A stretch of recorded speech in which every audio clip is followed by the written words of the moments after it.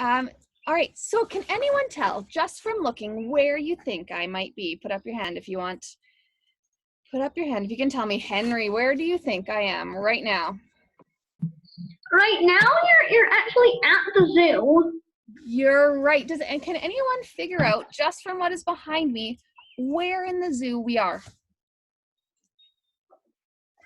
Yeah, she's at the zoo today. Pardon?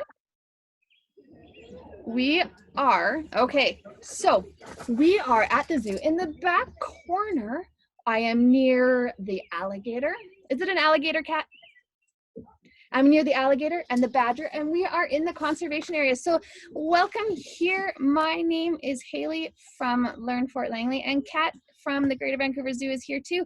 And I am actually also at the zoo. She's actually right behind me. So in a minute, I'm gonna go over there and join her, and you'll see me over there as well. So welcome here today, Mr. Coughlin's class as well. Welcome.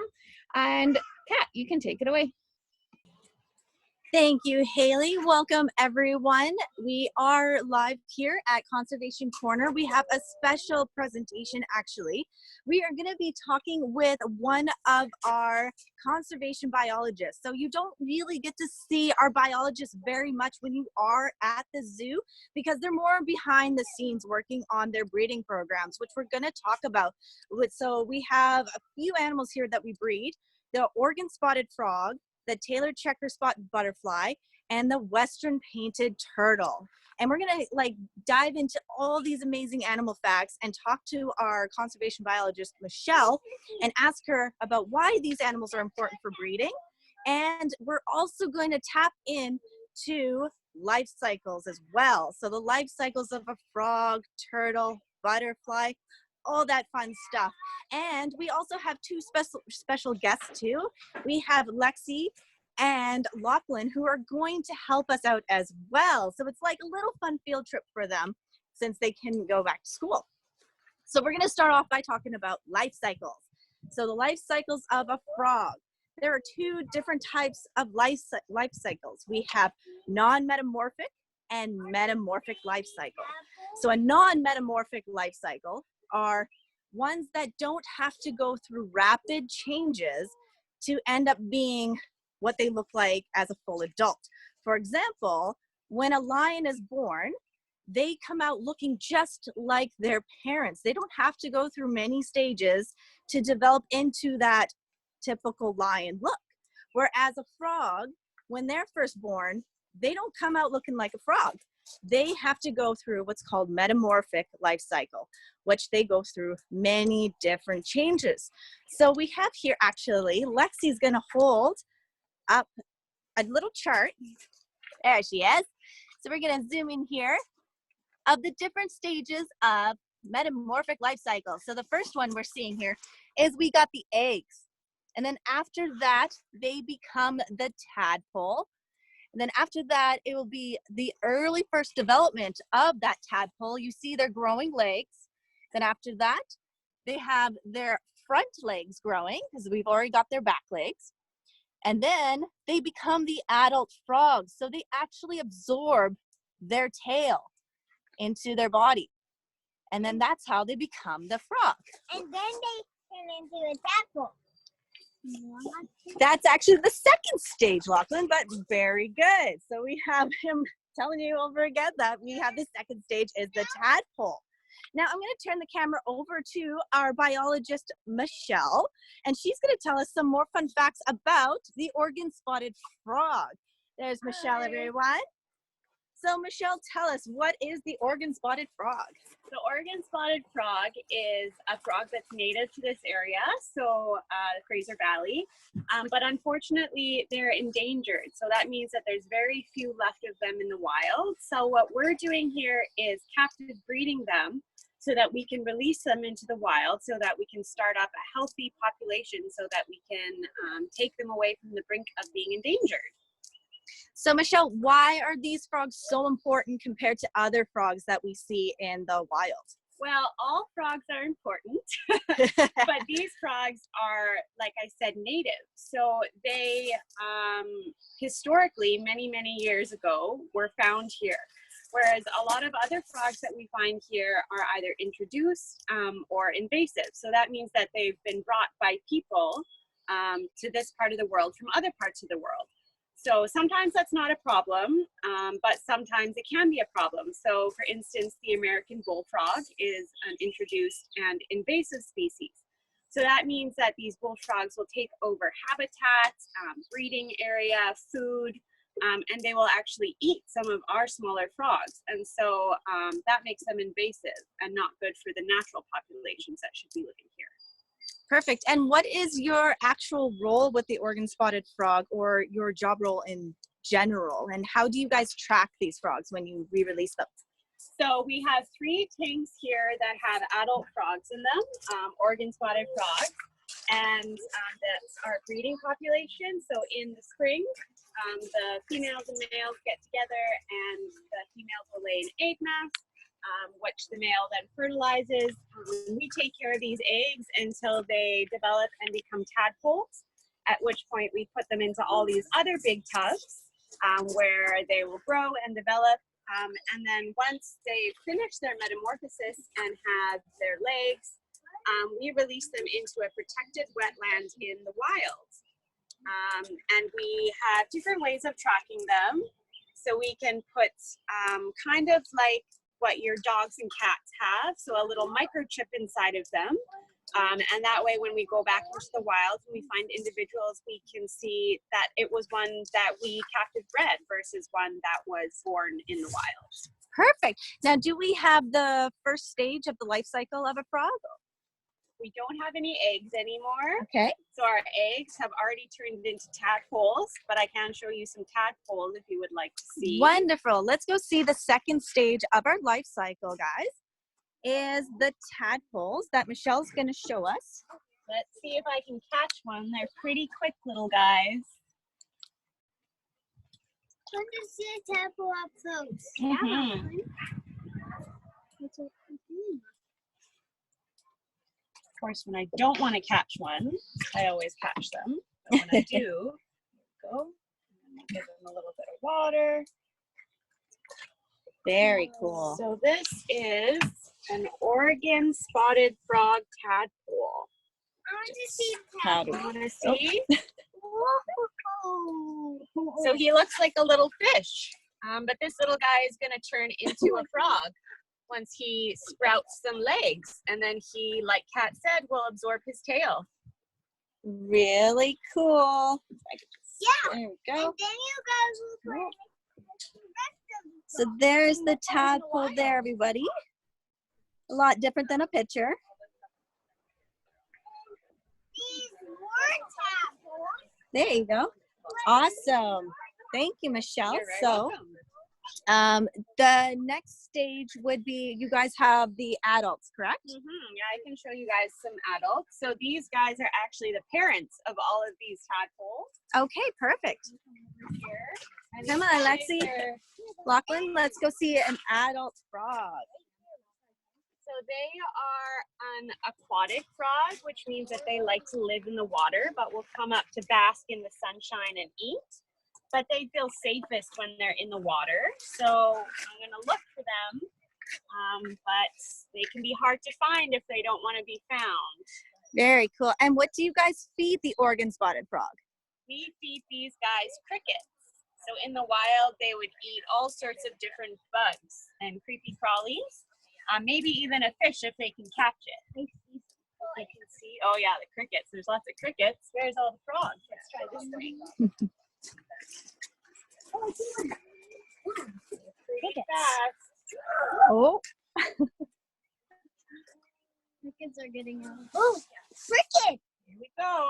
See, that's called cricket. whoa. So we have, oh, We had They're really slippery. very slippery. so that's why, everyone, we leave the frog catching to the professionals because we don't want to lose any of our Oregon spotted frogs. There you go. What?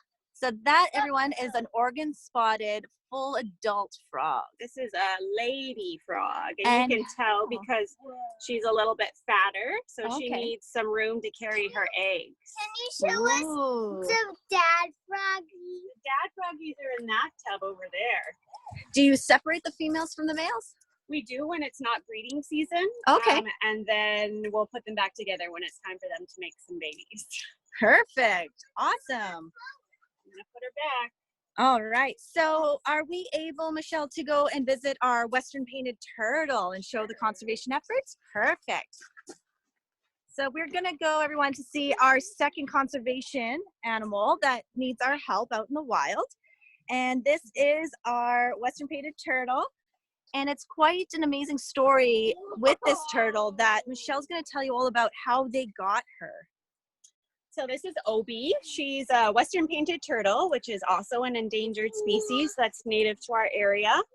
So we came across Obi and she was looking a little bit rough. We found her in the wild and she had survived a predator attack. So as you can see, her shell is a little bit scuffed up. She has a few chunks missing and her tummy is really, really rough. So it doesn't usually look like that. So we brought her back here to the zoo and we're getting her better, making sure she's eating lots and healing up. And then she'll be going back into the wild. But turtles are pretty slow at everything. So she's taking a long time to get better. But hopefully by the end of the summer, she can go back out. Back to her home. Exactly. We're going to take her back to her home once she's feeling better. Yeah. So can I ask you a question, a conservation question? Hi guys, I'm over here now. You're breeding and releasing frogs and turtles. Yep. Why, if there's so many frogs, why does it matter to save and rescue and breed these specific ones? Like, there's so many different types of frogs. Why do we care if one type of frog doesn't exist anymore? Right. Well, these frogs and turtles are a really important part of our natural history and culture. They're really prevalent in Indigenous artwork and culture, but for me, it's a fact, you know, that they were here first before any of us started messing with these ecosystems. So the only reason that they're in trouble is because people have brought other species into their living area. And so I think since it's people that have made these problems, it's our responsibility to make it right. Perfect. So everyone, when we go to looking back at our life cycles, for turtles, these guys are actually non-metamorphic life cycle. So they don't go through many changes like the frog does to end up looking like the turtle. So when they get out of the egg, they're gonna look just like little small turtles right away. And what's really cool about the Western painted turtle, or I'm pretty sure in turtles in general, they're the size of a loony when they're born. A size of a loony. They're so tiny. It's really cute. And that's another reason why, unfortunately, these turtles too are endangered, because they also battle the predators and us as humans to get to their certain areas when they hatch out of the egg, because they're so tiny that they can easily be run over or a predator can eat them right away. So they're not a fully grown turtle yet. Now, I remember a lot of people asked me when we did the Boris chat about tortoises versus turtles, if we can pick her up one more time. Everyone asks me, what's the difference between a turtle and a tortoise? Well, here's our example here, guys. You can see Obi has a very smooth, soft shell. Yeah. And look at her webbed toes. So she's not like the tortoise, okay, guys? See that? Webbed feet. Whereas the tortoise didn't. Remember, if any of you tuned in for that episode, it has claws that helps them be more stable on the ground. And this helps them swim with their webbed toes too. She's a very good swimmer. Very good swimmer. Fantastic. Well, do you guys have any questions now for our biologist, Michelle, or for me about life cycles or the Western painted turtle? What is that thing? So the class wants to know, how did you come up with the name Obi? So her name is Obi because when she was brought in, we thought that she was probably bitten by an otter. And so some of the biologists were just calling her OB, standing for otter bite. But we eventually changed it to just being her name OB. So it's OBI now. Very cute. Awesome. So Henry was wondering, why do you keep the males from the females? Why do you, so they're wondering, why do you keep the female frogs from the male frogs? Sure. So we're trying to simulate their natural environment as much as we can. So in the wild, the males and females wouldn't necessarily be together all season. The males, when it's early spring, will move into the breeding areas and start calling, which draws the females. And so it's just another way that we're trying to make things as natural for them so that we can have the best results possible for our captive breeding program. Perfect. Yeah. And unfortunately, guys, we also have Taylor checkered butterflies here, but we can't see them at the moment. Oh, you do? Oh, actually, that's a great treat. Okay, so Michelle actually has a Taylor checkered butterfly. I normally don't get to talk about them because we don't really have them. Yeah. Can we do questions about the turtles and the frogs and then look at the butterflies after? Would that be good? Absolutely. I saw a couple people with hands up about questions. Riley, where are you? Do you have a question, buddy? Can't find you now, bud. He's gone. That's cool. Yep, I do. Oh, there you go. Okay, Riley. Riley has lots of wonders. So Riley, what is your question? Well, I just have one. Okay. I just have one for right now. You know that so speaking of Star Wars, can frogs jump as high as Luke Skywalker can jump? Kat, did you hear that? Yes, I did. So Michelle, they want to know, can frogs jump as high as Luke Skywalker can? Well, I don't think anyone can jump as high as Luke Skywalker can. But these particular frogs are actually aquatic frogs. So they're much happier swimming than they are jumping on land. So they're very fast, very good swimmers, but you put them on land and they just have little hops. Very cool. Awesome. So boys and girls, does anyone else have a question about frogs or the turtles before we move on to looking at the butterflies as well? I bet if you asked Lachlan if he had any questions, he probably has a good question for you. Hey, Lachlan, do you have any questions? So Lachlan has no questions for us, but does Lexi have any questions? Oh, Lexi has no questions. Okay. All right, so let's answered see them the all for them. butterflies, Kat.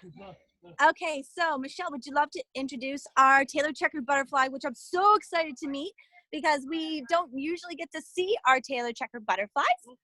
And this is really quite a special treat, guys. So I'm going to carefully stick this camera here. So this is so special because Taylor checker spot butterflies only exist as adults for about 2 weeks of the whole year.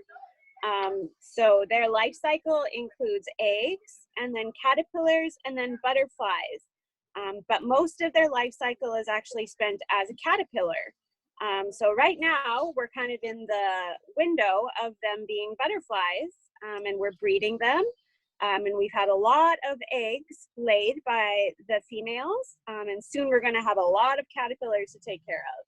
And then they're gonna turn into butterflies. Exactly. Yeah, so we have here, everyone, another metamorphic life cycle. So right away, they don't end up looking like this beautiful butterfly we see here.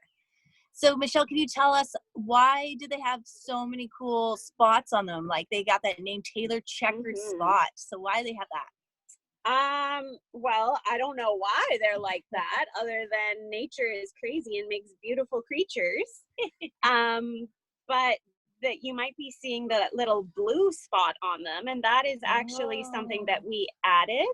Oh, okay. So that's actually from a Sharpie. So we put that on our individual butterflies to keep track of who's who so that we know who are the parents of certain eggs.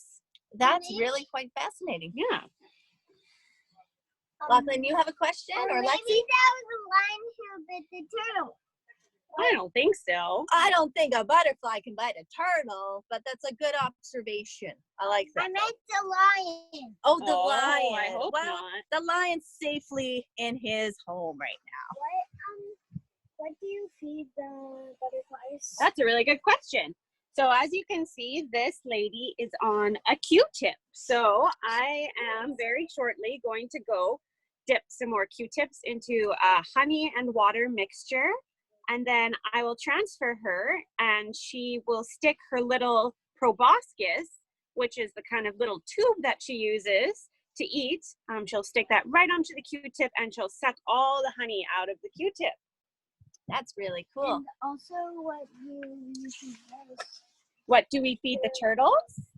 So the turtles in the wild are omnivores, which means that they eat vegetables, greens, as well as meat. So Obi gets a diet that has some greens in it, like kale and lettuce, but a lot of a high protein diet, so that she can get better faster. So her absolute favorite is earthworms. Yep. All right, everyone. So do you have any questions about our tailored checkered spot butterfly or anything else we discussed today for our program? I got something.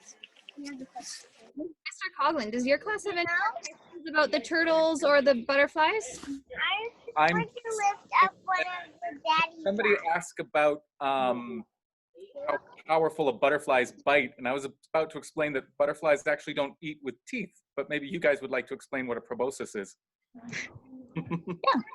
You okay? Yeah. Yeah. So it's like a little tube.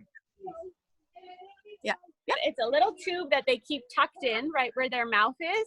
That as soon as they sense a food source, you'll be able to see them if you're looking closely. They unravel it and touch down, and it's just like a really long straw that they have, and that's what they use to eat, and they suck it up.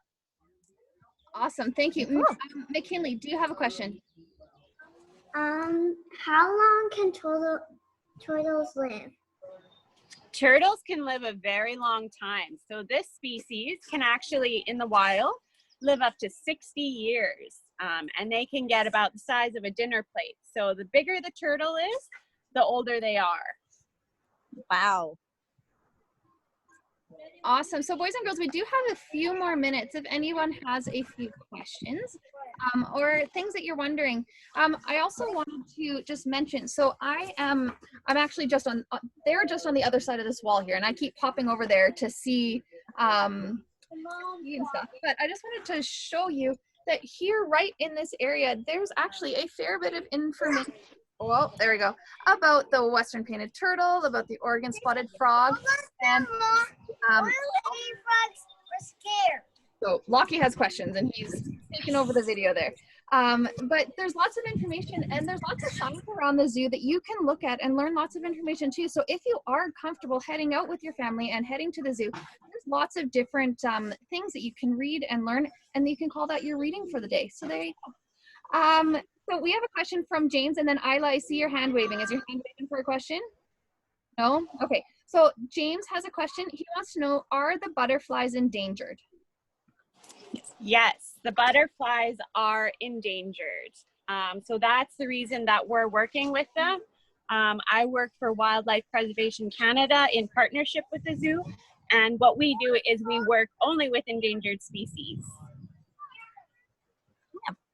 And then Bardia in Mr. Coughlin's class wants to know, does the butterfly drink things besides nectar? They do, they'll drink from puddles, and so water, nectar, and puddles, yeah. Awesome. So boys and girls, anyone with the last question for us here? Okay, so my final question, just to wrap up, and you did mention it earlier, but just to wrap up, can you tell us one more time, why is conservation important? Why are there entire organizations dedicated to conservation of animals? Well, the sad reality is that we are losing species. They're becoming endangered and going extinct very rapidly. And that's just not right for the balance of our ecosystems and our nature. Once things get out of balance, it's very hard to get them back. So we're doing our part right now while we can to put that balance back in place. Awesome. The Well, butterflies are cool. very much. Does Lachlan have an important question there, Kat, or is he just yammering? Do you have an important question, Lachlan? Yeah, Okay, what would you like to ask? I like the turtle. Turtle's kind of cool. He likes the turtles, everyone. All right, so boys and girls, thank you for joining us today. We'll have this video up on our Facebook page in a while, hopefully today, if you missed something. But it was great to see all of you today and joining us here at the zoo. And I'm looking forward to having a bit more about the animals here and planning our next few weeks. We have a few more weeks before the end of June, and then we're gonna keep having fun together here over on Zoom. So thank you guys all for joining us. Can we all wave and say thank you to Kat? And we will see you next week. Bye guys. Bye Kat, thank you. Yeah.